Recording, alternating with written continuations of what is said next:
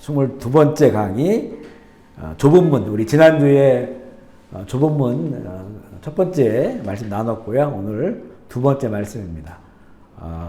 이 존 버년이 쓴 철로역정이 가장 유명한 책이고요. 또 여러 가지 저술이 있는데 그 중에 좁은 문이라고 하는 조그만 책인데 내용이 참 깊어요. 그래서 지난주에 나누었고 또 오늘 후반부를 좀 나누도록 할게요. 자료에 보시면 이 좁은 문 이야기의 근거가 되는 예수님의 말씀이 있는데요. 누가복음 13장 24절 말씀 같이 읽어보겠습니다. 시작. 좁은 문으로 들어가기를 힘쓰라. 내가 너에게 이르노니 들어가기를 구하여도 못하는 자가 많으리라. 우리에게 참 신앙적인 도전을 주는 거죠. 좁은 문으로 들어가기를 힘써라. 그 문으로 들어가기를 구하는 사람들은 많다는 거예요. 하지만 그 문은 좁은 문이라는 것 자체가 구하는 모든 자들이 들어가는 문이 아니라는 거죠.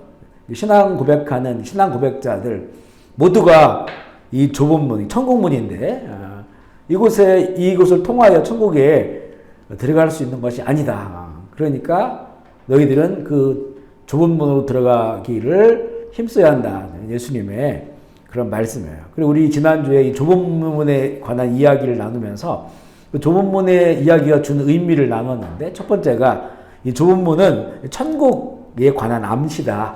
천국에 문이 있고 그 문은 들어갈 수 있는 사람이 있고 못 들어가는 사람이 있다라고 하는 그런 암시고 또 두 번째는 천국에 들어가는 일에 관한 그런 설명을 이 좁은 문 이야기를 통해서 주님께서는 말씀하시는 거고요. 그 다음에 세 번째가 천국에 들어가기 위해 힘쓰라고 하는 힘써야 된다라고 하는 그런 그 권고의 의미가 있다라고 세 가지를 나눴어요. 오늘은 네 번째부터 나누겠는데 이 좁은 문 이야기의 의미가 뭐냐? 네 번째는 천국에 들어가기 위해 힘써야 되는 그런 동기가 무엇인지를 말하고 있습니다.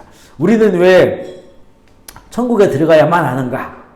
그 이유, 그 근거를 말하고 있는 건데 첫 번째는 심판날에 누군가는 실망하게 될 것이기 때문이다.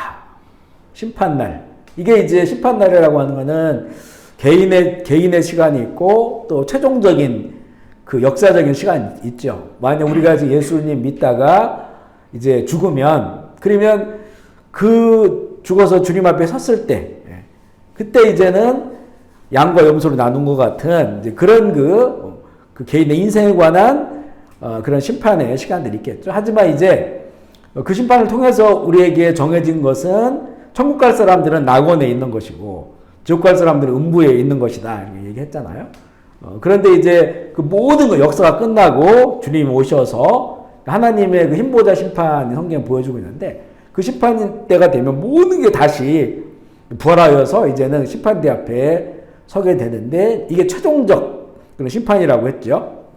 그런데 그 심판 날에 그 앞에서 누군가는 실망하게 될 것이다. 아마 실망하는 사람들은 믿지 않는 사람들은 아닐 거예요. 믿지 않는 사람들은 그것을 이런 세상이 있었어? 후회하고 절망하고 하겠죠. 하지만 믿는 사람들에게는 신앙 고백자들에게는 분명히 내가 그 심판날에 천국 갈 줄 알았는데 실망했다고 하는 것은 다른 곳으로 간다는 거죠. 그러니까 성경에도 보면 많은 사람들이 그 슬피 울며 이를 갈고 슬피 울며 있으리라고 하는 그 모습입니다. 근데 그런 사람들이 의외로 많다는 거죠. 신앙 고백자들 가운데. 그렇기 때문에 우리가 천국에 들어가기 힘써야 된다라고 하는 것이고 두 번째는 소수가 아닌 다수가 이러한 실망을 겪게 될 것이기 때문에 예수님의 말씀을 보면 이게 그 천국문 앞에서 리젝당하는 사람들, 거절당하는 사람, 문이 열리지 않는 사람들이 의외로 많다는 거죠.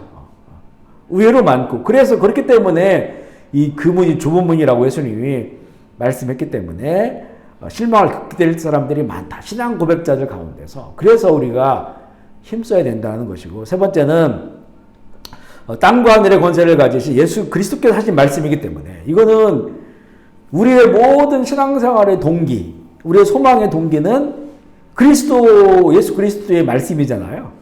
말씀 육신이 되어 오신 주님께서 주신 언약이기도 하고 그분이 주신 힘써야만 된다라고 말씀하셨기 때문에 우리가 힘써야 되는 거죠. 그러니까 절대 우리는 신앙생활을 할 때 사람을 비교해서 자기네 기준을 사람으로 봐서는 안 돼요. 내가 저 사람들보다 나으니까, 내가 저 목사보다 나으니까, 내가 저 선교사보다 나으니까, 저렇게 신앙생활하는 사람보다 내가 나으니까 나는 괜찮을 거야. 이렇게 해서는 안 된다는 거죠. 우리의 그 힘써야 되는 동기는 예수님께서 그렇게 말씀하셨기 때문에, 하늘과 땅의 권세를 지니신 또 심판의 주가 되시는 주님이 말씀하셨기 때문에 우리는 천국문 들어가기를 힘써야 되는 것이고, 또 네 번째는 실망을 겪게 될 많은 사람들 중에 신앙 고백자들이 상당수가 될 것이기 때문에, 사실 과거에는 사실은 이런 말들이 잘 이해가 안 됐었어요. 이해가 안 됐습니다. 예수님을 영접하고 교회 다니고 신앙생활을 하면 그 중에 다수는 구원받는 거 아니냐. 다수는. 소수가 소수에게 천국문이 안 열릴 수는 있겠지만, 그렇게 이런 그 신앙생활 하는 사람 중에 다수는 천국문에 들어가지 않겠는가라고 하는 이런 생각을 가지고 있었는데, 그때는 뭐 저 개인의 삶도 보면 정말 구원받을 만한 믿음을 갖고 있지 않았을 때고요. 본인은 신앙이 현찮으니까, 이게 신앙이 뭐 그렇게 혼합되어졌는데 그걸 알지 못하고 살았으니까, 그러니까 나도 구원받을 것이고 또 그렇게 사는 다른 사람도 구원받을 것이라고 하는 그런 정말로 문을 넓혀놓은 거죠, 스스로가. 그렇지만 이 성경의 예수님 말씀처럼 정말 신앙 고백자 중에서 상당수가 그 문 앞에서 실망을 겪게 될 것이라고 하는, 그렇기 때문에 천국문 들어가기에 힘써라. 예수님께서 이 내용을 다른 방향으로 얘기한 적도 있어요. 천국은 침노하는 자의 것이다. 침노. 침노라고 하는 거는 그 침자가 침략하다, 침공하다 이런 의미로, 그러니까 가서 싸워서 빼앗는 것을 말하는 거죠. 싸워서 빼앗는 것을 말하는 겁니다. 그러니까 이건 하나의 경주와 같고 하나의 전쟁과 같은 그런 표현을 하는 거예요. 그러니까 그러면 결국에는 경쟁에는 승리자가 있어요. 그리고 많은 사람들은 낙오자가 된다는 말이죠. 전쟁에도 승리자가 있고 많은 사람들은 패배자가 된다는 거니까 천국은 그렇게 침노하는 사람들의 것이다. 여기에 보면 이게 힘쓰라고 하는 의미가 담겨져 있는 거예요. 그냥 자동으로 가는 것이 아니라는 거죠. 열심을 내야 되고 또 정말 공부를 해야 되고 훈련을 해야 되고 그 방향에 흐트러짐 없이 가야 됨을 우리가 성경을 통해 볼 수가 있고요.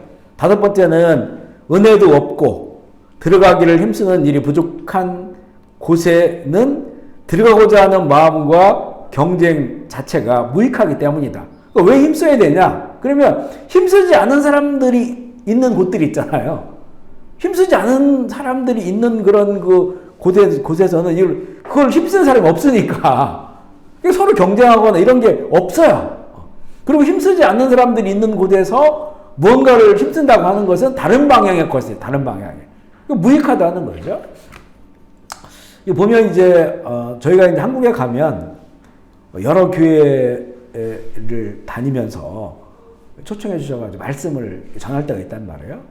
그러면 이제 물론 이게 한 번의 그 느낌으로 우리가 교회를 평가할 수는 없죠. 거기서 얼마나 오랫동안 많이 기도하신 분들, 신앙생활 하신 분들, 좋은 분들, 이거 겉으로는 안 보이니까. 그런데도 이렇게 좀 어떤 데는 가보면 예배의 분위기나 예배 끝나고 성도들의 교제, 또 대화하는 걸 보면 정말 여기 예수님 계실까 싶은 이런 느낌이 드는 데가 있어요. 대부분 뭐 제가 가는 데에는 저희 학교 선배님들이나 친구들이나 이런 부분들이 많겠죠. 그런데 그렇게 느낌이 있는 곳들이 있어요. 참 안타깝죠. 안타깝고 그런 그 공동체, 이거는 이제 뭐 제 개인의 판단이니까 이걸 어떻게 주님의 판단이라고 말할 수는 없지만, 그래도 오랫동안 우리가 한 곳을 지향하면서 살잖아요. 지향하면서 사니까 거기에 대해서 이렇게 방향성들이 있는데, 정해진 방향성이죠. 그런데 어디를 갔을 때 그게 안 보이는 경우가 있단 말이에요. 그 전체적인 분위기가 그래요. 그리고 이렇게 이제 목회자, 제가 친분이 있으니까 그 교회 이야기를 들어보면 너무 열매가 이상하게 안 좋은 게 많아요. 안 좋은 게. 그러니까 그냥 세상과 같은 그런 그 모임, 그런 공동체, 이런 데를 보게 된단 말이죠. 그러면 거기서 뭔가를 힘쓴다고 하는 것 자체가 의미가 없어요. 그런 곳에서. 그러니까 참 주님 보시기에 너무 안타까운 그런 그 교회들이 있다는 거죠. 물론 그 안에서 우리가 눈에 보이지 않는 그런 열심을 내고 순수한 분들이 있겠죠. 있겠죠. 그런 분들이 어찌 보면 그 교회의 기둥이 되는 것이고, 하나님이 그래도 그 교회를 이렇게 인정해 주시고 또 기뻐하시는 이유가 되겠지만, 참 그런 것들을 보면, 지금도 보면 제가 한 10여 년 전에 어떤 교회를 방문했었는데, 지금 이제 목회자도 바뀌고 이랬으니까 더 좋게 바뀌었으리라는 생각이 드는데, 한 번씩 그거 생각하면 딱 이렇게 가슴이 이렇게 좀 아려오는 그런 데가 있어요. 그 느낌이 확 드는 데가 있어요. 그렇기 때문에 우리가 이 좁은 문 들어가기 힘쓰라 주님은 말씀을 하시는 거예요. 천국에 들어가기 위해 힘써야 되는 동기 쭉 5가지 나눴고요. 그 밑에 첫 번째 보면 들어가지 못하는 많은 사람들은 누구인가. 첫 번째는 때때로 세속적이고 또 악하고, 때때로 악하고 또 하나님을 거역하는 그런 세상을 가르치죠. 당연히 이들은 하나님 없는 그런 삶, 세속적인 삶, 악한 삶들, 하나님을 거역하는 세상들, 죄와 세속의 넓은 길을 가는 자들, 이런 사람들이 들어가지 못하는 거죠. 만약에 이런 사람들 중에서도 신앙생활을 오래 한 사람들이 있을 테고, 또 직분자들도 있을 테고, 죄를 한다고 하는 사람도 있겠지만, 그러나 이렇게 살아가는 거예요. 이게 이제 돌이키지 않고 끝까지 이런 삶을 살아간다면 그들은 결국 그곳에 들어가지 못하겠죠. 둘째는 때때로 속임수로 하나님의 백성에 속하려고 하는 사람들을 가르쳐요. 유선적이고 가식적이고 쭉정이와 같은 그런 신앙. 보면 이제 명목상의 그리스도인이라고 말하는 사람들 내지는 썬데이 크리스찬이라고 말하는 경우 있죠. 주일에만 교회 가는 거예요. 교회 가서 그때만 이제는 신앙인처럼 보이는 것이고, 나머지는 아무런 그냥 하나님 말씀과 상관없이 살아가는 그런 사람들, 위선적이고 가식적이고 쭉정이 같은. 그래서 바울이 그런 고백을 하잖아요. 내가 하나님 앞에서 또 너희들 앞에서 내가 정직했다라고 고백을 합니다. 하나님 앞에 정직하고 또 사람들 앞에 정직한 이런 그 모습들, 이런 것들이 위선적이지 않았다는 거잖아요. 자기 인생을 그렇게 참 고백하고 말할 수 있는 그런 그 삶이 되어야 되는데 그렇지 못한 경우가 많다는 거죠. 세 번째는 때때로 그리스도를 배반한 사람들을 가리켜요. 요한복음 6장 66절, 666에 한번 읽어볼게요. 시작. 그때부터 그의 제자 중에서 많은 사람이 떠나가고 다시 그와 함께 다니지 아니하리라. 요한복음 이 구절은요, 예수님께서 이제는 예수님의 많은 기적들이 일어나는 그런 장면이에요. 요한복음 2장부터 기적이 일어나서 계속 그런 그 여러 가지 기적들이 일어나요. 그리고 오병이어 이런 사건들도 일어나고, 이러니까 사람들이 얼마나 이제 예수님을 따라오겠어요.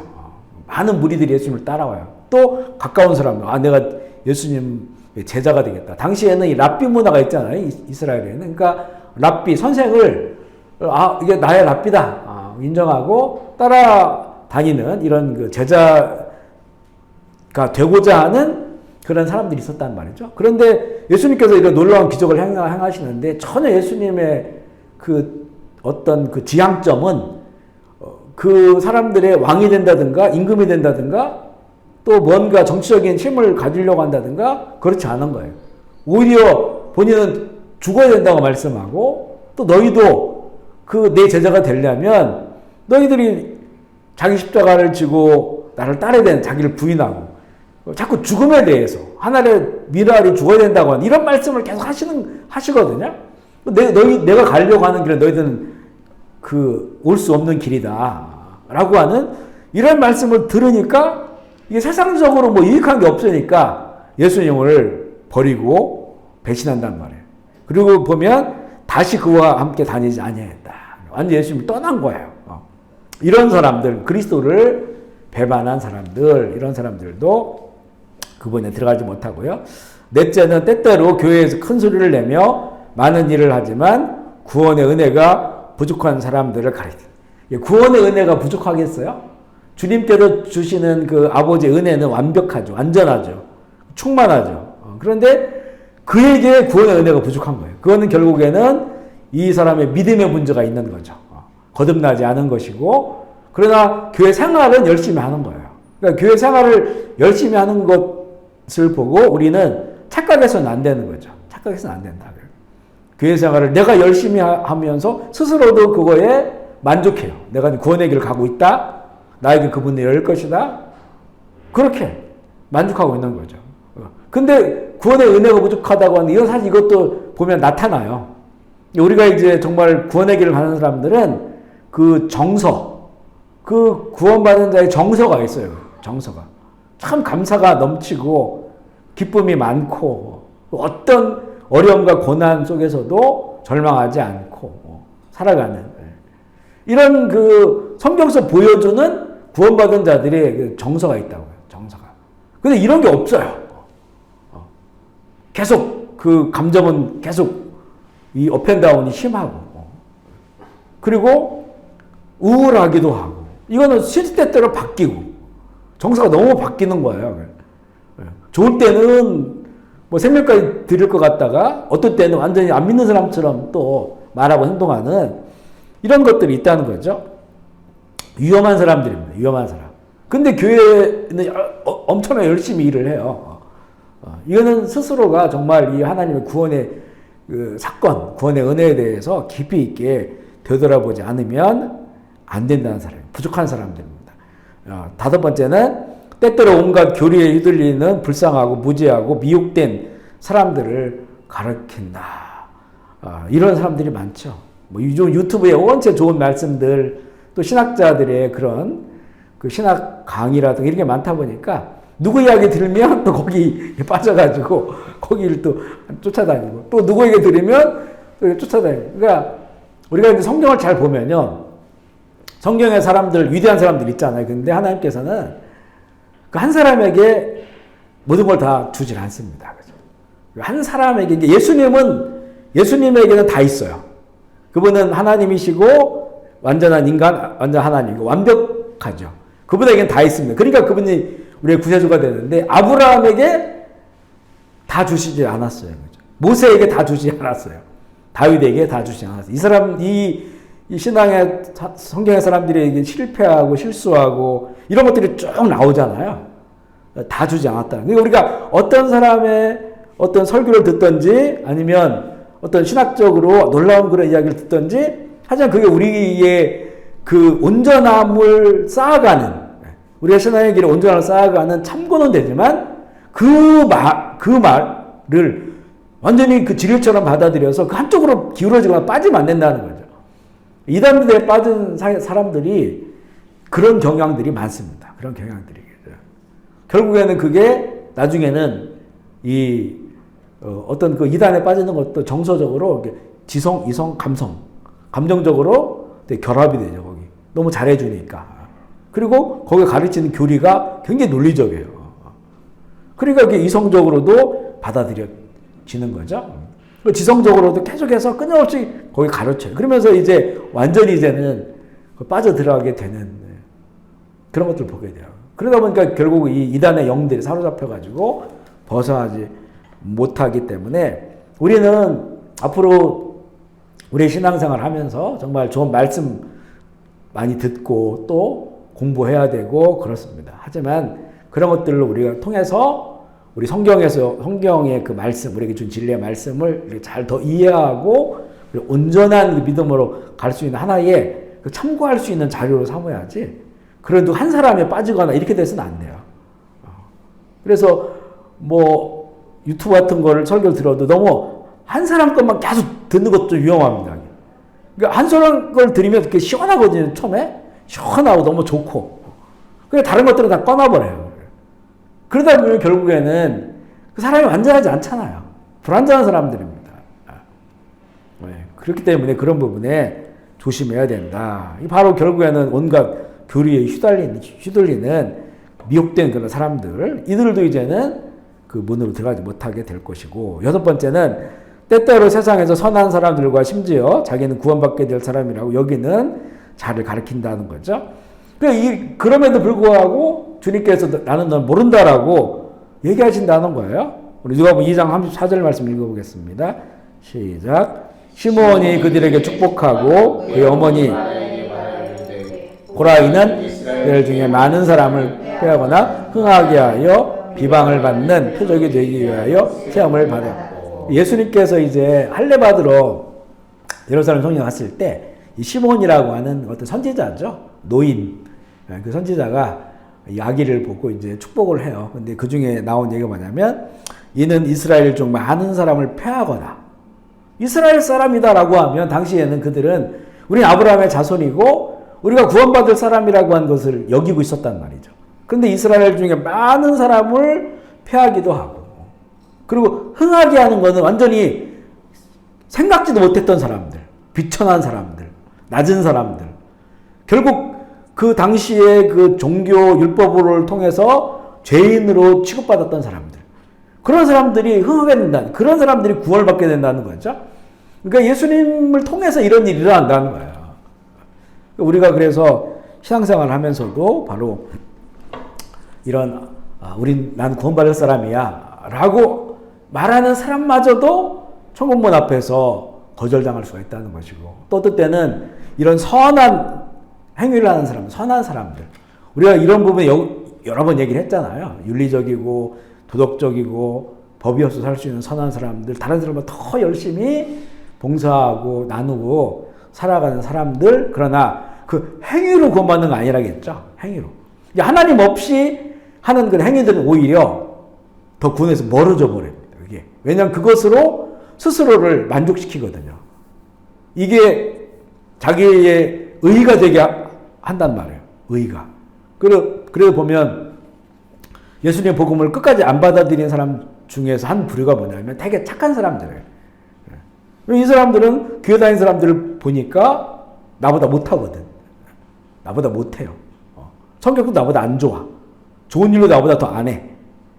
그러니까 그 부분에 관해서 자기 의의가 있기 때문에 오히려 구원과 멀어져요. 그러니까 선한 행위, 이게 이제 예수 그리스도를 통해서 주님께서 주시는 그 은혜로 말미암아서 선한 일을 하는 것은 이건 옳은 것입니다. 이게 옳은 행실이에요. 그러니까 선하다, 옳다라고 하는 건 예수님도 말씀했어요. 니고데모가 예수님께 와서 선한 선생이라고 물어보니까 누가 판단하냐 선한 거를, 이렇게 주님 물어보세요. 네가 판단할 수 있느냐라고 물어봅니다. 그러니까 그게 사람이 판단할 수 없다는 거죠. 그러니까 우리에게 선하다고 한 것은 반드시 그 안에 예수님이 계셔야 됩니다. 우리의 말이 그 말 참 선한 말이야라고 했을 때 그게 예수 그리스도의 말이 돼야 되고, 선한 행위라고 했을 때 예수 그리스도의 마음으로 주님께서 주신 은혜로 주님의 이름으로 하는 것이 선한 행위이지, 그게 하나님께서 인정하시는 거지 사람의 판단으로 해서 그렇게 선하다라고 여기서 나는 구원받을 거야 이렇게 말할 수가 없다는 거죠. 그러니까 이제 대부분의 이 종교가 그 선한 행위에 초점이 맞춰져 있거든요. 행위적인 구원입니다. 행위적 구원. 그러니까 대부분 죄의 문제를 말하진 않습니다.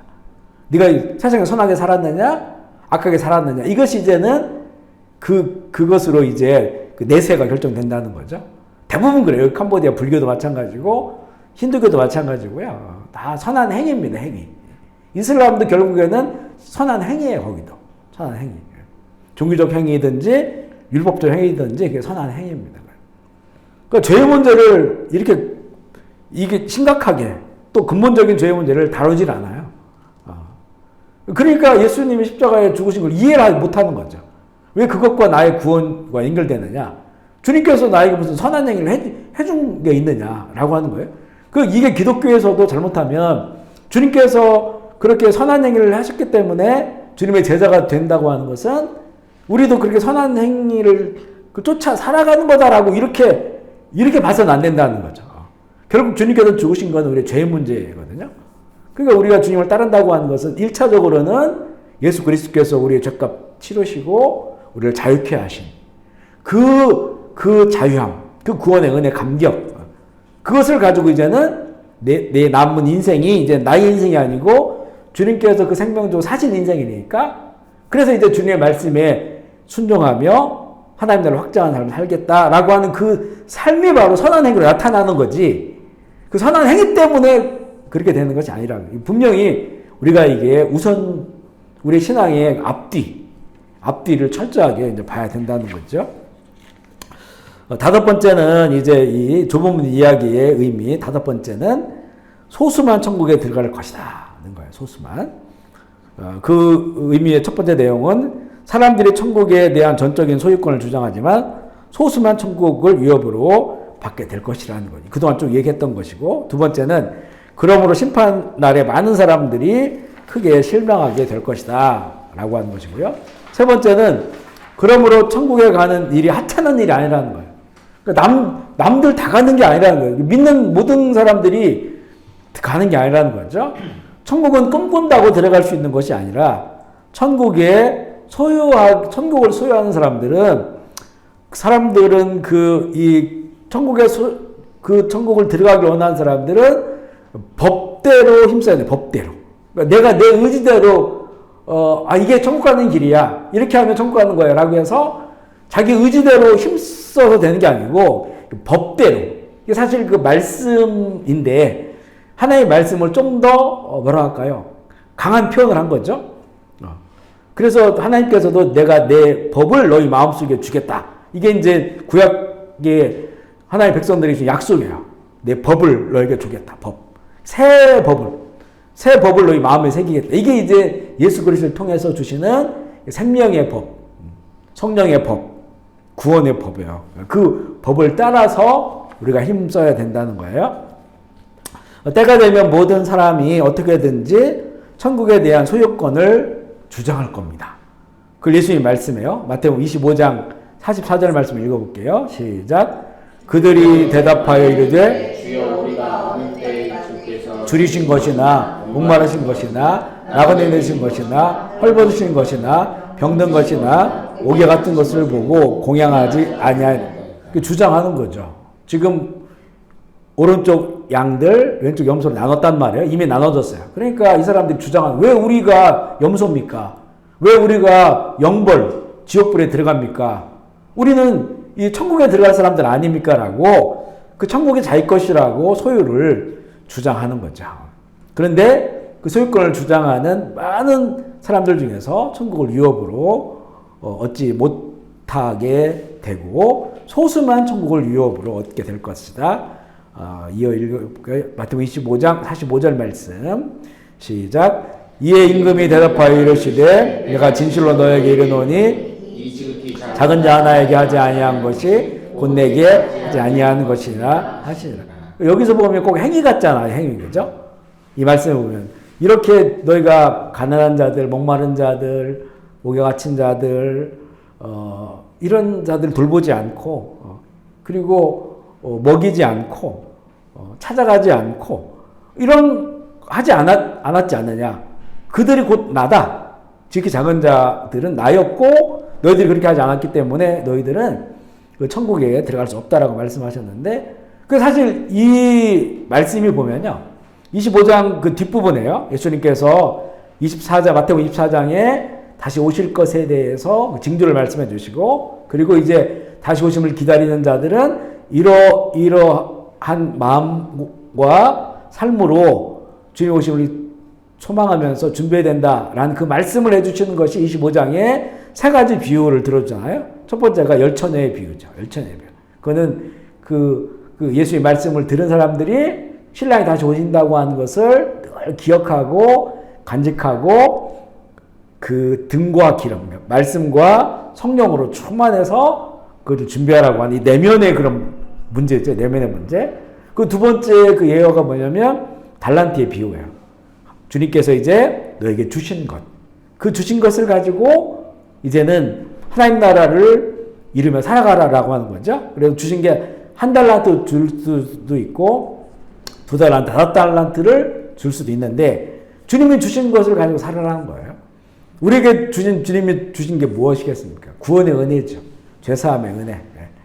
그 죄사함의 은혜, 구원의 은혜. 그것으로 우리가 그 주님이 오시는 날을 기다리는 자들이 그걸 가지고 사는 거예요.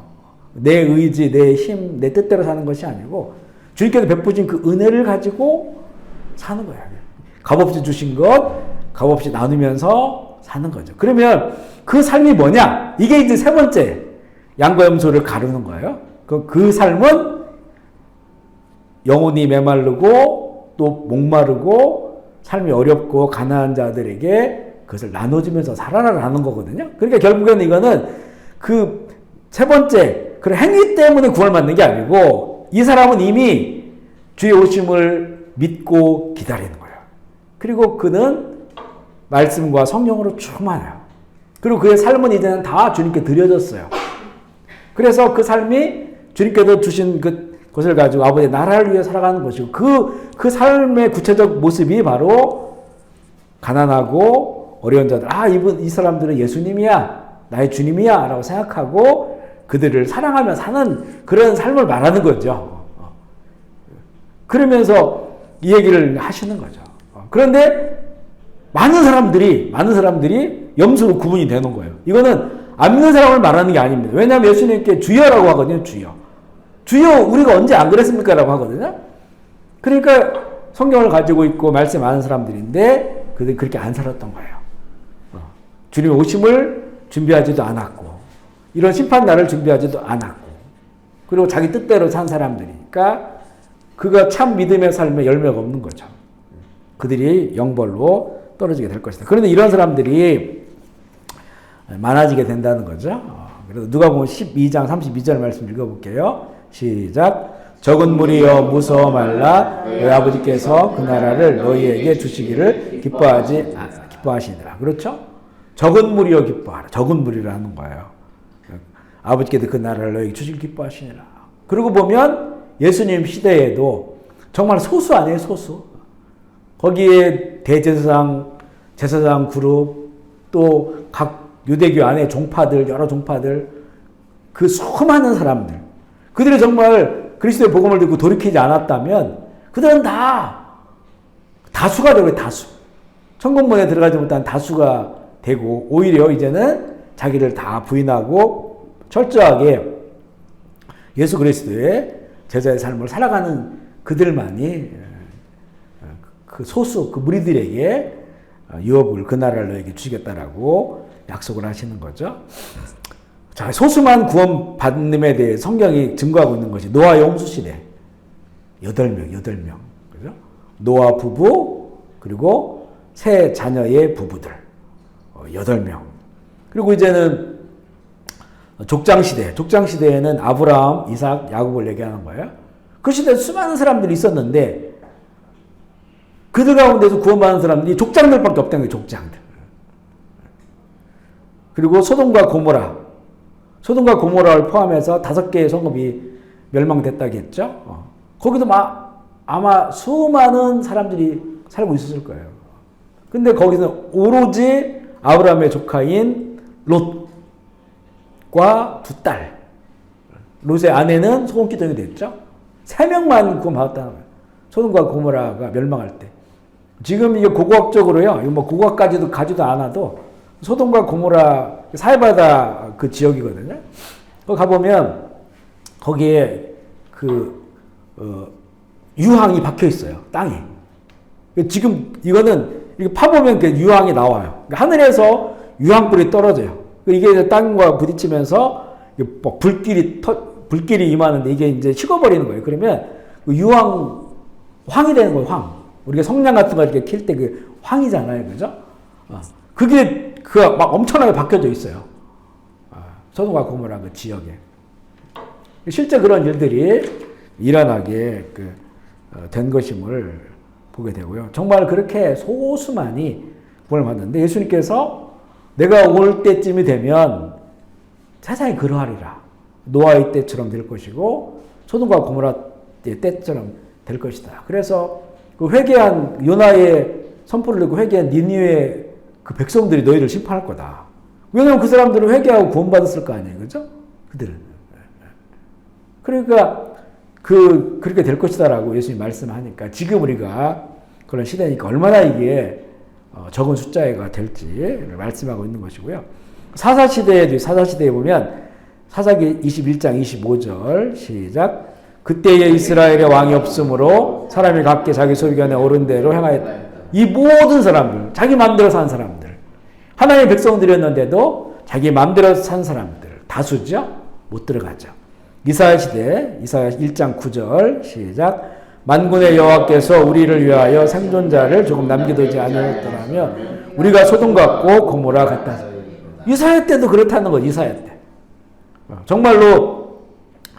정말 생존자를 조금 남겨두지 않으셨다면 소돔과 고모라처럼 우리가 다 멸망할 수밖에 없는, 지옥불에 떨어질 수밖에 없는 우리라고 하나님의 은혜가 아니면 살아갈 수 없었음을 고백하고 있고, 예수님 시대도 마찬가지죠.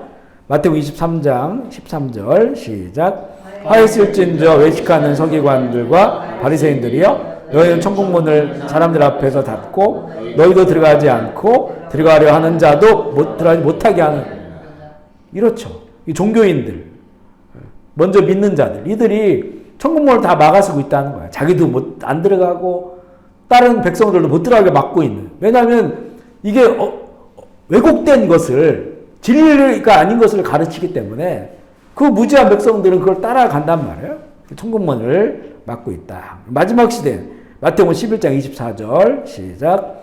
내가 너에게 이르노니 심판날에 소돔 땅이 너보다 견디기 쉬우리라 하시니, 소돔과 고모라보다도 못한다는 거죠.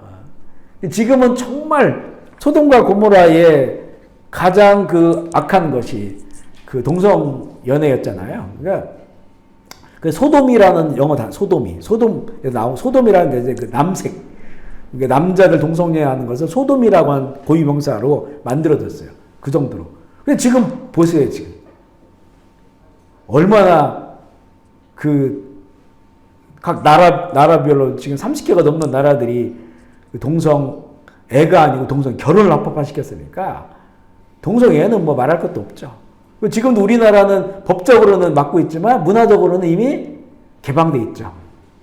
이게 소돔과 고모라처럼 돼 있는 거예요. 그 아름다운 유럽의 그 나라들, 뭐 덴마크 이런 나라들, 이제는 이제 우리 믿는 사람들이 그 거리를 지나다닐 수 없다는 거예요.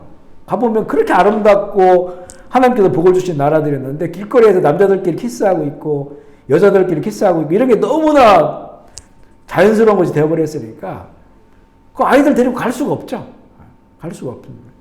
그러니 정말 소돔과 고모라보다 더한 그런 때가 되는데, 이런 것들이 인정받아지는 사회 속에서 우리가 교회를 다니는 거예요. 신앙생활을 하는 거죠.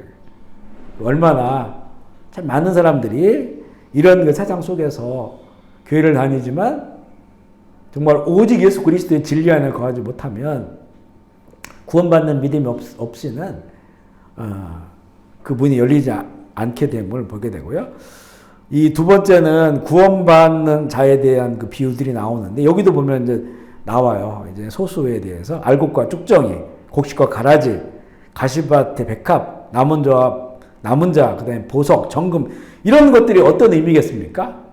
이게 다 알곡도 소수고, 곡식도 소수고, 그러니까 쭉정이는 다수야. 가라지는 다수고, 또 가시밭의 백합, 가시에 찔리지만 그 향을 내는 백합, 이것도 소수예요. 남은 자들. 이스라엘의 남은 자들, 요즘 우리가 에레미야 보고 있지만, 이게 소수죠, 소수. 남은 자들. 그 다음에 보석이라는 의미가 뭐겠습니까? 천국, 감춰진 보석, 정금. 이게 귀하다는 거죠. 이게 소수라는 겁니다. 마태복음 13장 47절 50절 시작.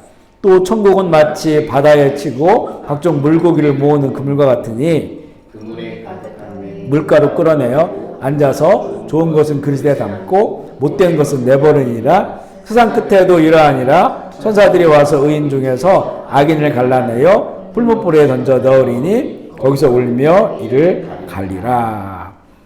이 그물에 가득 물고기가 걸려 있는데 여기서 이제는 걸러내는 거죠. 그 걸러내는 것. 이게 물고기가 그물 안에 들어온 거는 이게 이 사람들이 다 괴대한 사람들이에요. 그리고 그 키즈라는 그 위에 있는 곡식들은 다 괴대한 사람들입니다. 거기서 골라낸다는 거니까 정말 소수만 가게 된다고 하는 것을 여러 지금 시대를 통해서 성경은 보여주고 있고요. 로마서 9장 27절 시작. 또 이사야가 이스라엘에 관하여 외치어되 이스라엘 자손들의 수가 비록 바다 모래 같을지라도 남은 자만 구원을 받으리니. 그렇게 수많은 이스라엘 사람들이 있지만 남은 자들만 구원을 받으리라. 소수만 가게 된다고 하는 것을 성경 여러 곳에서 여러 시대를 통해서 동일하게 말씀을 주고 있기 때문에 우리가 힘써야 된다라고 하는 겁니다. 자, 6번째 할게요. 지금 우리가 하고 있는 거는 예수님이 말씀해 주신 좁은 문 이야기가 어떤 의미가 있느냐. 5번째까지 했고 이제 6번째 여기에 보면 이제 소수만 구원받는 이유가 있는데요. 첫 번째는 빈곤하고 세속적이며 무지한 세상은 천국에 이르지 못한다 하면서 그런 내용들이 있어요. 그들이 죄를 사랑하기 때문이며 죄를 버리지 못하기 때문이다. 사실 죄의 문제는 천국문이 열릴 수가 없죠. 그러니까 그래서 우리가 왜 구원받는다는 것이 죄 사함 받는다는 것과 같은 의미잖아요. 그게. 그러니까 죄가 없어야 죄가 없으신 거룩한 하나님 앞에 그 나라에 살 수 있다는 거니까 죄의 문제는 이거는 정말 천국문에 이를 수가 없죠. 아무리 선한 행위를 많이 하고 윤리적으로 도덕적 삶을 산다 할지라도 이거는 돈과도 상관없는 것이고 또 자기 이 세상의 직분 높고 낮은 거 아무 상관없는 것이고 죄가 걸리는 게 죄. 하나님께서 그 죄를 죄라고 여긴다고 한다면 죄인이라고 여긴다면 그는 천국에 들어갈 수 없죠. 그러니까 정말 이 세속적이고 무지한 이 세상, 이 죄에 대해서 알지 못하는 거예요. 그런 사람들은 천국에 이르지 못한다. 죄를 사랑하기 때문이고 죄를 버리지 못하기 때문이다. 하나님과 하나님의 말씀, 거룩함을 거역하기 때문이고요. 악한 것을 즐거워함으로 멸망할 수밖에 없다. 데살로니가 후서 2장 10절로 12절 읽어보겠습니다. 시작. 불의의 모든 속임으로 멸망하는 자들에게 있으리니 진리의 사랑을 받지 아니하며 구원을 받지 못함이라. 이러므로 하나님이 미혹의 역사를 그들에게 보내사 거짓 것을 믿게 하심은 진리를 믿지 않고 불의를 좋아하는 모든 자들로 하여금 심판을 받게 하려 함이라. 자, 이 말씀은 우리가 그냥 문자 그대로 보면 하나님께서 미혹의 역사를 그들에게 보내서 거짓 것을 믿게 하셔서 그들을 심판할 거다라고 하는 말씀인데 이 말씀은 다른 방향으로 보면 우리가 사는 세상에는 항상 죄악이 있다는 거예요. 죄악이. 그 죄에 빠진 인간들의 세상에 죄가 없었던 때가 언제 있습니까?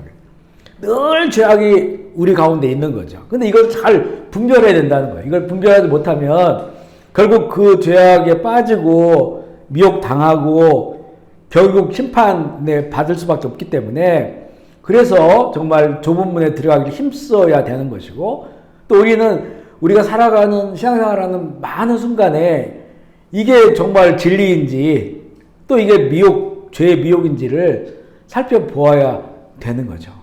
그렇지 않으면 이 불의한 세상 속에서 불의를 좋아하는 모든 사람들과 함께 심판의 길을 갈 수밖에 없는 거예요. 제가 한 번씩 요즘 이제 집에서 보는 것 중 하는 게 뭐냐면 범죄 이야기를 한 번씩 보거든요. 그걸 이제 그냥 처음에는 그 범죄 이야기가 너무 충격적이어서 이거 그만 봐야겠다 생각했는데 요즘은 또 어떤 생각이 드냐면 이 세상의 죄악이 어디까지 갈 것인가. 그리고 그 죄악에 빠지는 사람들, 이런 사람들은 누구냐.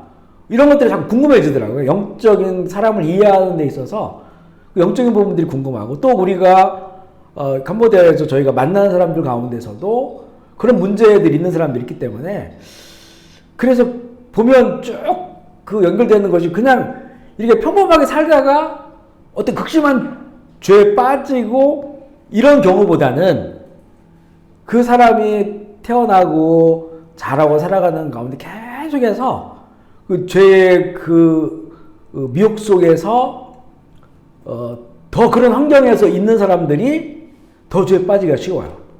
그리고 극심한 범죄가 있죠. 연쇄살인범이라든가 정말 막 입에 담지 못할 참혹한 이런 짓을 저지르는 이런 사람들을 보면요. 대부분 보면 범죄자들이 막 이미 전과자들이 많고 그리고 또 그런 환경 가운데 자란 사람들이 많아요. 물론 이게 100%는 아니지만 다수가 그런 경우가 있어요. 그러면서 그 죄가 우리 같은 동시대에 살고 있는데 어떻게 그런 우리 동시대에 사는 저런 사람들 우리 안에 저런 사람들이 있을까? 그리고 그렇게 살아가는 것이 그들에게는 10년, 20년, 30년, 40년 그렇게 살았던 거예요. 그리고 그 안에는 또 그들 안에 또 연결고리들이 있어요. 연결되어지는. 이게 죄의 어떤 매듭 같은 거고 그 죄의 그 깊이가 더해가는 것을 보는데 지금은 점점점 우리가 정말 상상을 초월하는 그런 범죄들, 그런 범죄들이 일어났다고 하는 것은 이미 그런 범죄 속에 살아가는 그런 사람들이 거기 있다는 거예요. 그것마저도 이 사람들은 어떤 자기 양심이라든가 이런 것에 꺼리낌이 없어요.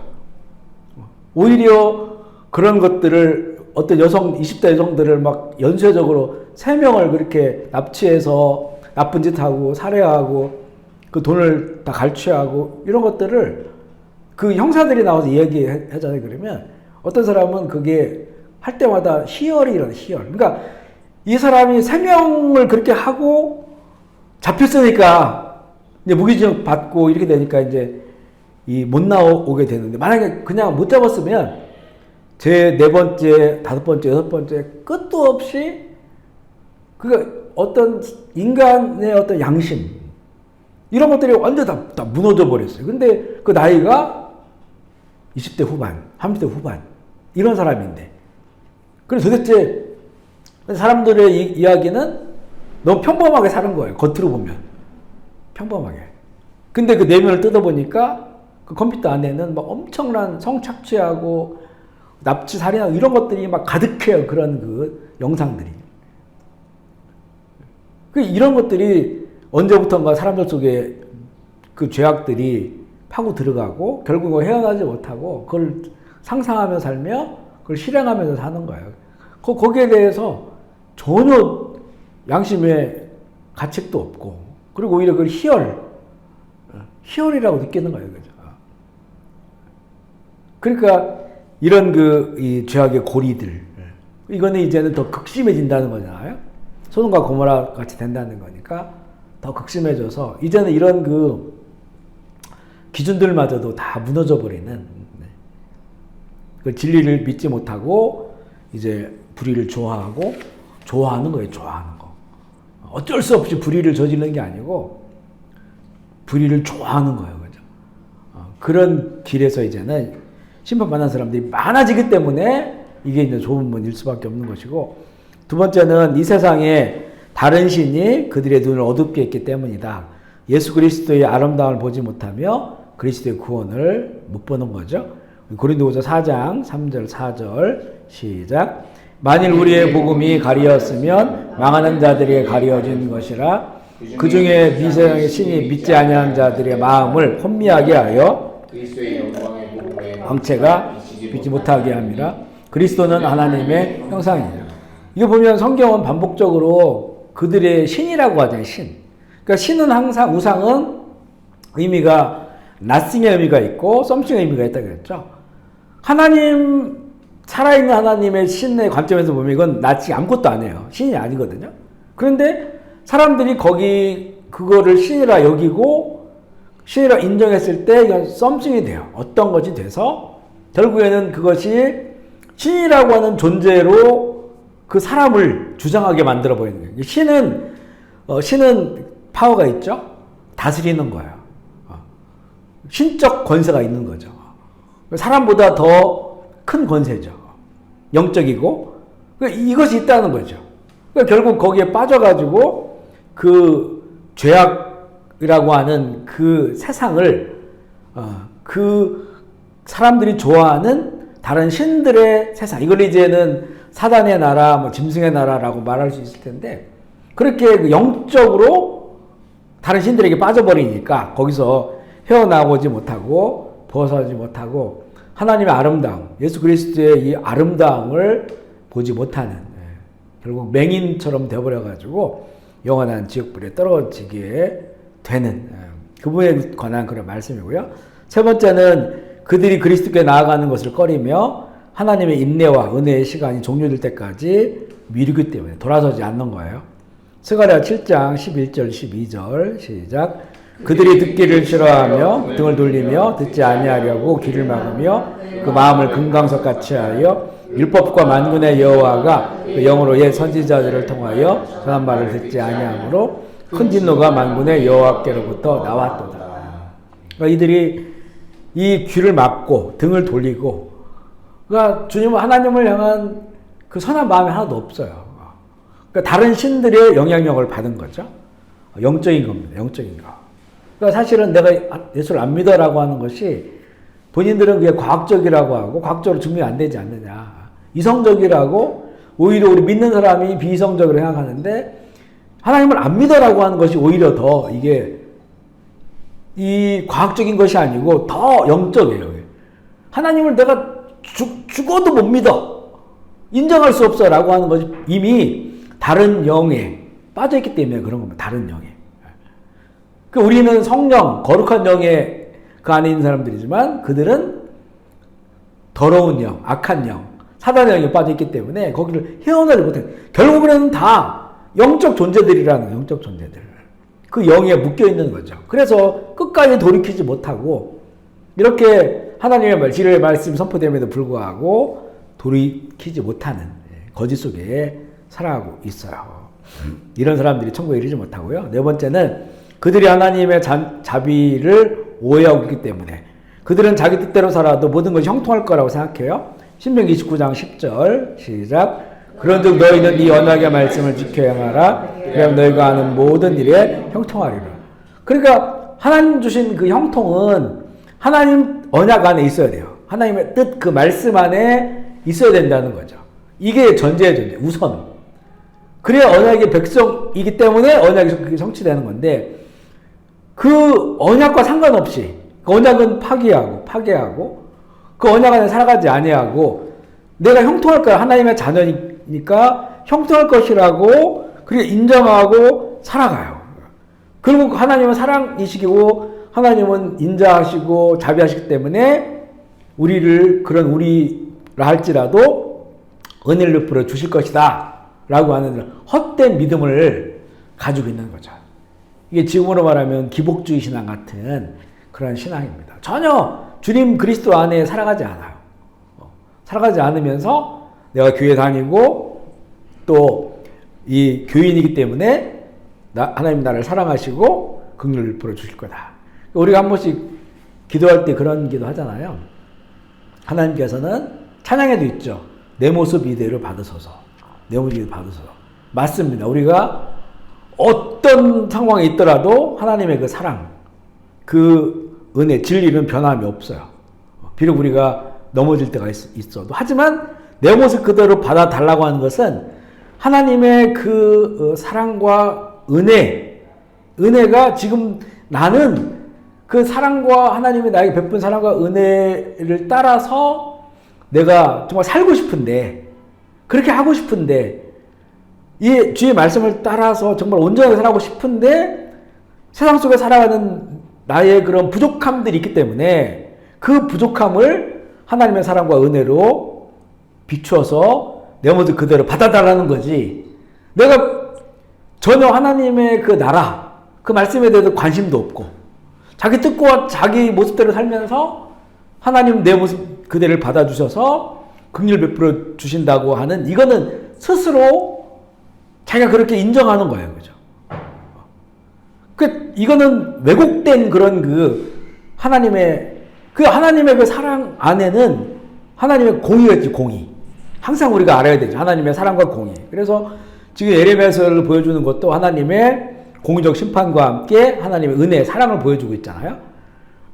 그래야 그 사랑이 완벽해요. 완전해요. 공의 없는 사랑은 타락한 사랑이니까 하나님의 사랑이 아닙니다. 근데 우리는 자꾸 그 하나님의 공의에 대해서보다 내가 더 이해하기 쉽고 또 내가 더 마음이 편한 하나님의 그 사랑에 대해서 관심을 갖는 거예요. 그러면서 나는 여전히 하나님의 말씀과 하나님의 나라에 대해서는 관심이 없어요. 그래서 내 모습 이대로 받아달라는 거죠. 이게 여기서 다른 거죠. 정말 그 하나님의 나라에 관심이 있고 하나님의 공의에 관심이 있지만 그래도 내가 부족하다. 완벽할 수가 없다. 그렇지만 내가 주님을 사랑하고 주님을 찬양하고 예배하기 원하니 내 모습 그대로 받아달라고 하는 이 모습이 하나의 은혜를 구하는 그런 모습인데 이렇지 않고 그냥 일주일 내내 자기 멋대로 살고 이 모습 이대로 받아달라 이렇게 얘기하는 거예요. 하나님 공의를 비춰보지 않는 거죠. 자기를. 그러니까 이거 오해하고 있는 거예요. 하나님의 자비와 하나님의 사랑에 대해서 항상 공의적 사랑이다라고 하는 거예요. 다섯 번째는 자유를 주시는 복을 경시하고 나름의 수단과 사고와 행동에 의지하기 때문에 천국 못 들어간다는 거죠. 마태복음 22장 3절 시작. 그 종들을 보내어 그 청한 사람들을 혼자 한 채 오라 하였더니 오기를 싫어. 하나님이 주시는 그 자유, 죄에서의 자유, 죄에서 속박받지 아니하는 진리 안에서 누리는 그 자유, 이 자유를 가지고 자기 마음대로 살려고 하는 거죠. 이런 경향들이 상당히 많아요. 경향들이. 그 자유를 가지고 우리는 내 삶을 주님께 드립니다. 이렇게 나와야 되거든요. 그래서 오히려 그 하나님의 말씀에 나를 매는 거예요. 왜냐하면 그게 완전한 진리니까. 그래 가치 있는 인생을 사는데 근데 하나님이 주시는 이런 자유, 은혜죠. 우리 인생 가운데 주시는 정말 놀라운 기회예요. 이 기회로 우리 하나님 나라에 상급을 쌓아가야 되는 거죠. 그러면 내 인생도 귀한 인생이 되는 것인데 이 자유를 가지고 자기가 판단하고 자기가 결정하고 그리고 자기 마음대로 살아가려고 하는 이런 하나님 주신 것으로가 아니라 나름의 수단과 또 사고와 행동으로 의지하고 살아가는 그래서 그 천국잔치를 벌여놓고 와라 하고 초청했는데 이러이러한 세상의 일들 때문에 못 간다는 거잖아요. 그래서 그 좋은 기회를 놓치는 거예요. 그런 사람들이 천국문에 들어갈 수 없고요. 로마서 9장 30절 32절 시작. 그런즉 우리가 무슨 말을 하리요? 우리를 따르지 아니한 이방인들이 의를 얻었으니 믿음에서 난 의요 율법에 이르지 못하였으니 어찌 그러하냐? 이는 그들이 믿음을 의지하지 않고 행위를 의지함이라 일돌에 부딪혔느니라. 다른 것을 의지하는 거예요. 우리 믿음을 의지하고 우리의 믿음 대신은 예수 그리스도를 의지해야 되는데 그렇지 못했던 거죠. 여섯 번째는 그들을 다스리는 불신앙으로 인해 그리스도의 의로 옷 입지 못하고 그리스도의 보혈로 씻음받지도 못하기 때문이다. 불신앙 때문에 그렇다는 거죠. 그래서 이 신앙생활을 하면서도 불신앙의 모습들이 남아있는 거예요. 이건 로마서에는 그리스도를 옷 입으라고 했는데 우리의 생활이 그렇게 날마다 그리스도 안에서 죄 씻음 받고 그 의의 은혜를 누려야 되는데 예수 그리스도만이 유일한 의이시기 때문에 그런데 그렇게 살아가지 못하는 죄가 그 안에 쌓여 있는 거예요. 씻음 받지 못하는 그런 죄악 가운데 살다가 끝까지 이런 삶을 살면 결국에는 천국에 들어가지 못함을. 그리고 이제는 이 둘째는 뭐냐면 지식이 있는 신앙 고백자들이 왜 천국에 이르지 못하는가에 관한 그런 문제인데요. 첫 번째는 일반적으로 그들은 특별한 은혜보다는 떨어지는 그 아래에 있는 것을 의지한다. 특별하지 않는 일깨움이나 믿음에 의지하는 거다. 그러니까 그 지식 있는 신앙 고백자들의 문제예요, 이게. 지식이. 그들은 이렇게 공부를 많이 하고 똑똑하니까 되게 뭔가 좀 더 고결하고 어떤 이런 가치들을 추구한단 말이에요. 좀 더 높은 가치, 세속적 높은 가치를 추구하니까 그냥 믿으면 구원받아 이런 것들이 너무 단순하잖아요. 원시적으로 생각하는 거야. 그러니까 그거보다 뭔가 다른 고결한 것이 있을 거다라고 생각하고 그걸 자꾸 추구해요. 그러니까 다른 어떤 깨달음, 어떤 믿음으로가 아닌 어떤 다른 것들을 추구하면서 거기에 덧붙이는 거예요. 그 당시에 예수님 시대에는 영지주의자들이 지혜를 굉장히 그들이 사고하고 또 그게 이제 그리스 철학의 영향을 받은 거죠.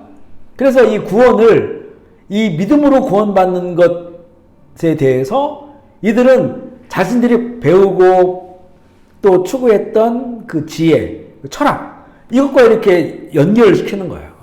그러다 보니까 이게 복음 왜곡되죠. 초대교회가 영지주의자들과 철저하게 싸웠던 그런 일들이 있는데 바로 그런 부분들이 있다는 거예요.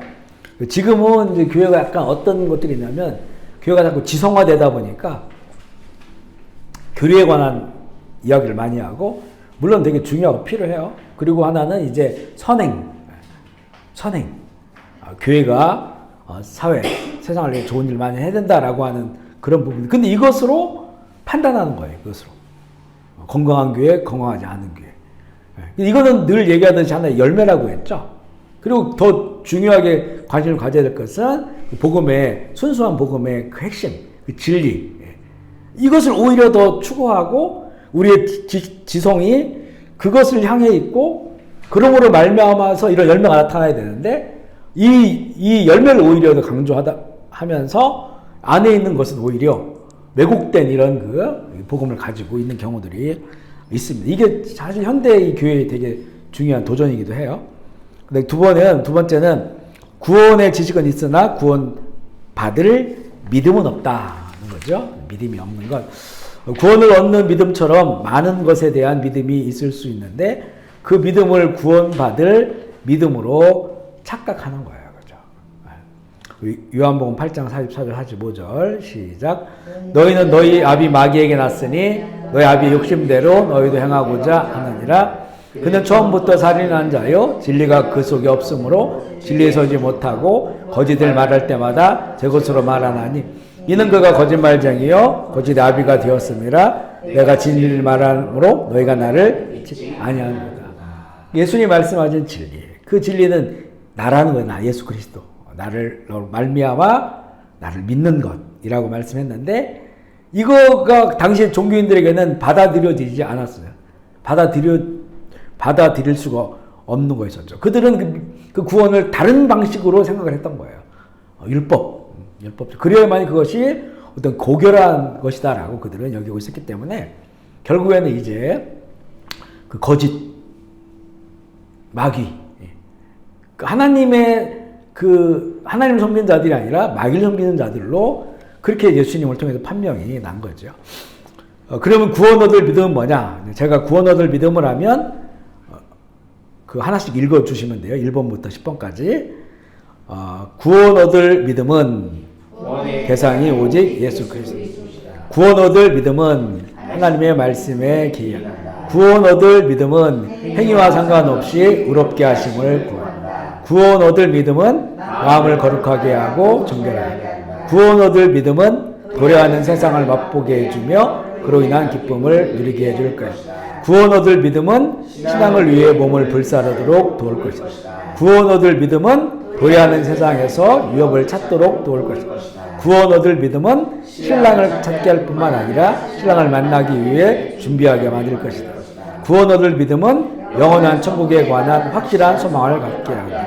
구원 얻을 믿음은 선행이 뒤따르며 천국으로 인도한다. 아멘이시죠? 아멘. 이 구원 얻을 믿음은 바로 이런 것이다 라고 하는 것을 보여주고, 구원받지 못하는 믿음을 혼동하는 이유는 뭐냐면 구원하는 은혜와 구원하는 듯 보이는 은혜를 명확하게 구분하기 어렵기 때문이다. 우리는 그런 게 있어요. 지금 상황이 안 좋은데 뭐가 막 잘 되잖아요. 잘 되면 이게 하나님의 구원의 은혜인 줄 알고 있는 거예요. 하나님의 은혜는 믿는 자들에게 하나님께서 길을 열어주고 어려울 때 도움을 주시고 한단 말이에요.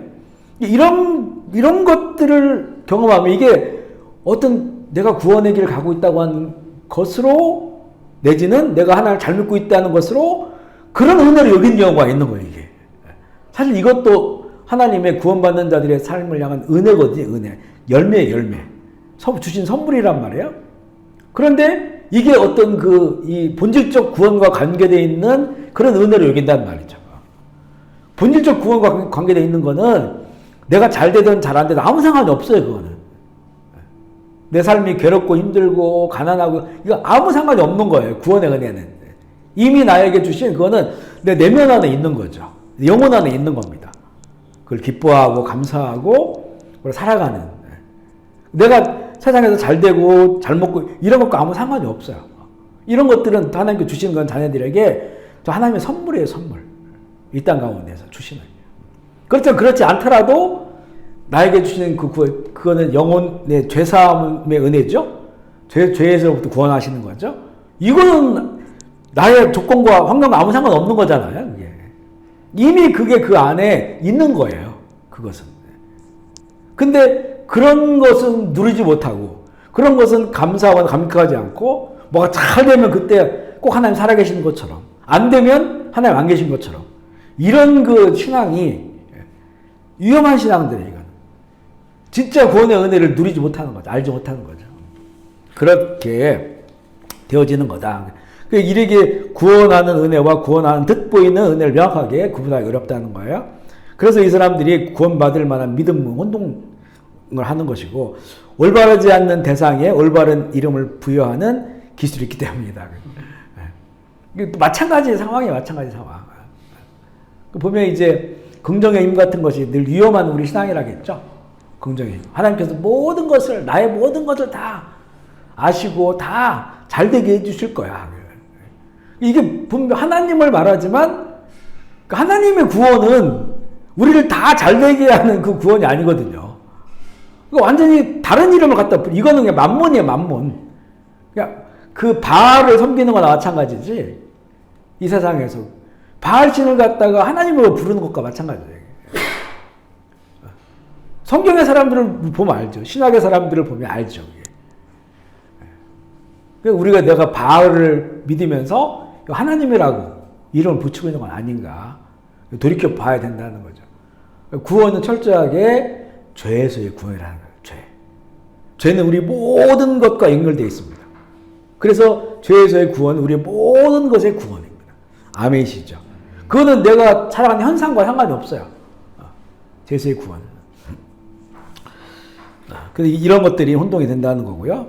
하나님의 복음에 대한 명확한 지식이 없을 때 왜곡된 지식이 들어와요. 그래서 우리가 하나님을 알아가는 것, 예수 그리스도를 알아가는 것 참 이게 너무 중요하고요.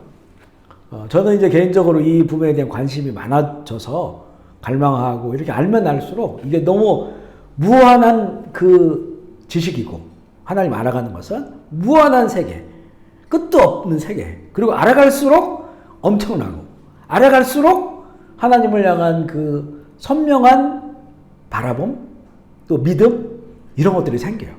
우리 수십 년 교회 다니고 뭐 신학 공부를 뭐 몇 군데서 했어도 하나님을 다 알 수가 없어요. 그 왜곡된 게 너무나 많고요. 왜곡된 게 너무 많습니다. 말씀과 성령으로 알아가야 되고요. 7번째 이제 전체 내용의 활용과 적용인데 이거 같이 한번 읽어볼까요? 1번부터 시작. 죄악의 상황을 기꺼이 마주하라. 지옥에서 그 상황을 마주하느니 이 땅에 마주하는 것이 낫다. 작은 죄를 경계하라. 작은 죄는 큰 죄를 위해 길을 열어줄 것이다. 나쁜 친구와 악한 대화를 조심하라. 회개를 미루는 것과 같은 생각을 주시하라. 세속적인 신앙 고백자를 본보기로 삼지 않도록 주의하라. 무엇보다도 하나님의 말씀과 기도와 선한 모임에 전신 전력을 다하라. 최선을 다하는 행동에 집착하는 죄를 찾기를 힘쓰라. 하나님의 눈은 당신의 마음과 걷는 모든 길에 집중하고 계심을 기억하라. 죽음과 심판에 관해 자주 묵상하라. 그리스도를 간과한 죄인들이 죽음과 심판의 날에 맞이할 끔찍한 최후에 대해 자주 생각하라. 그리스도의 심판 보좌 앞에서 죄의 짐을 지고 서 있다는 자주 생각하라. 모든 자비를 놓치고 지금 지옥에 있는 자들에 대해 자주 생각하라. 신앙 고백자들은 주의하라라는 건 이것도 읽어볼게요. 시작. 혀에만 신앙 고백이 있는 자들을 주의하라. 맥을 이용해 세상의 이익을 챙기려는 자들은 주의하라. 성경을 잘못 전하고 교만하고 흥청망청 즐기고 가증스러운 우상 숭배를 지속하는 음탕한 신앙 고백자들은 주의하라. 자기 주장이 강한 신앙 고백자들은 주의하라. 형식주의 신앙 고백자들은 주의하라. 율법주의 신앙 고백자들은 주의하라. 방종주의자들은 주의하라. 자유를 구속하는 것 같은 형식과 의무에 맞서는 척하며 하나님의 질서를 무시한다. 개주의적인 자유주의자들은 주의하라. 시류에 흔들리는 자들이다. 고의적으로 무지한 신앙 고백자나 십자가에 대한 두려움으로 더 많이 알기를 무서워하는 자는 주의하라. 하나님의 말씀 대신 다른 사람들과의 비교를 통해 스스로 그리스도인이라 증명하는 신앙 고백자들은 주의하라. 하나님도 바알도 섬기는 또 다른 종류의 신앙 고백자들은 주의하라. 회심할 때 성령의 절대적인 역사를 거부하는 자유의지자는 주의하라. 스스로 만족으로 회심한다. 마지막 충고예요. 이것도 읽어보겠습니다. 시작. 당신은 자신의 영혼을 사랑하는가? 그렇다면 일깨어진 마음을 위해 예수 그리스도께 기도하라. 그리스도 앞으로 나아갈 때에 죄와 지옥, 은혜, 그리스도의 은혜에 대해 더 많은 깨달음을 달라고 간구하라. 어떤 것이 구원을 얻는 은혜인지 아는 분별의 영을 달라고 외치라. 그 어떤 공부보다도 죄의 악함을 보여주는 것들, 짧은 인생, 구원을 얻는 길에 관한 공부에 전심전력을 다하라. 신앙 고백자 중에 가장 경건한 사람들과 가깝게 지내라. 진정한 은혜의 속성이 무엇인지 들을 때 이 은혜가 자기 마음속에 있는지 스스로 묻는 것을 주저하지 말라. 아멘이시죠? 여기 지금 4페이지, 5페이지의 기록관 함께 읽었던 내용들은 이거는 이제 존 버년 목사님께서 뒷부분에 이제 쭉 말씀을 주시고 이것을 적용할 수 있도록 구체적인 것들을 주신 내용인데, 이게 우리가 지금도 읽어보면 이게 1600년 그 시대에 쓴 그런 그 말씀인데도 너무나 지금도 다 적용할 수도 있고 이것을 살펴볼 수 있는 아주 깊은 그런 그 영적인 깨달음 속에서 주신 그런 말씀이니까 한 번씩 이 자료를 보시고요. 그리고 자신을 비춰보는 그런 시간이 되었으면 좋겠습니다.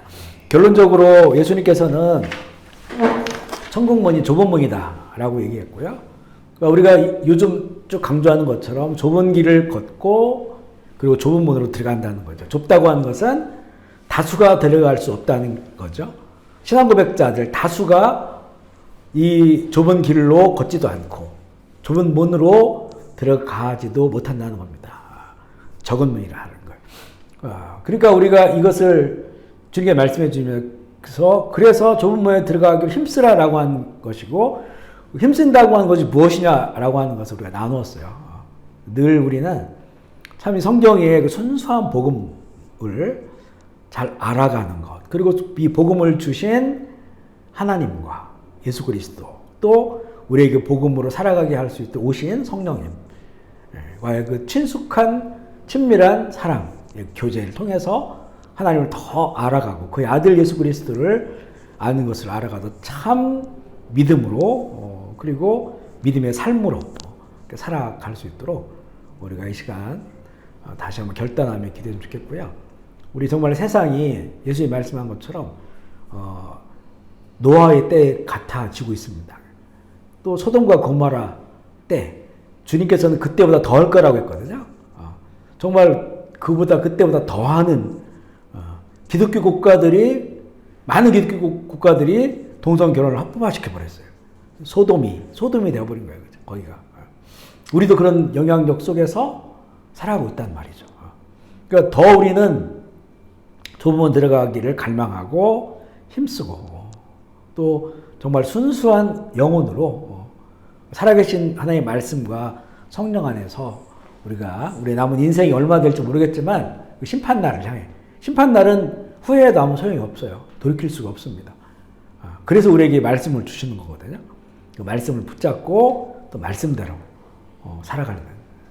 우리 모두가 다 이 수많은 사람들이 살아가는 이 세상 속에서 정말 그 좁은 문으로 들어가는 우리 모든 사랑하는 우리 교우들 될 수 있도록 그렇게 축복하며 이 시간 우리가 한번 결단하면서 우리 주를 한번 부르시고 통성으로 기도하고 마무리하겠습니다. 같이 기도하시겠습니다. 하나님 아버지 감사합니다. 2주에 걸쳐서 주님께서 말씀하신 좁은 문 이야기를 나누었습니다. 주의 말씀이 진리이시고 주의 말씀이 우리의 모든 역사와 인생의 등불임을 다시 한번 고백합니다. 하나님, 지금 시대를 보니 정말 주님 말씀하신 것처럼 노아의 시대처럼 소돔과 고모라의 시대처럼 역사의 심판 직전에 있음을 보게 됩니다. 또 그만큼 이 세상이 타락하고 죄악이 온 세상을 덮고 있는 이 시대를 살아갑니다.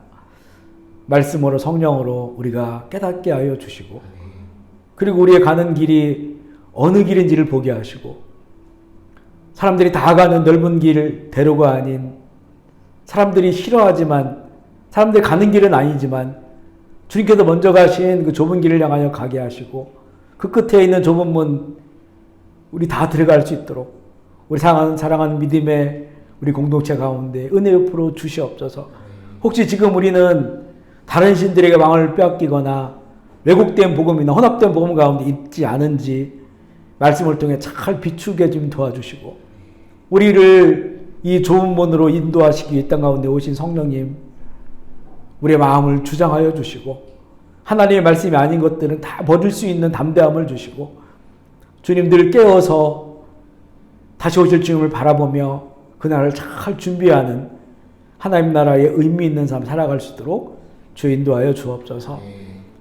현장에서 또 줌으로 또 유튜브로 함께할 사랑하는 형제 자매들 기억하여 주시고 주님 우리가 함께 이 마지막 시대에 말씀 붙잡고 성령의 하나 되게 하심을 힘써 지킴으로 주님 기뻐하시고 주님 원하시는 하나님의 나라를 읽어가는 아름다운 교회로 나아갈 수 있도록 주 인도하여 주옵소서.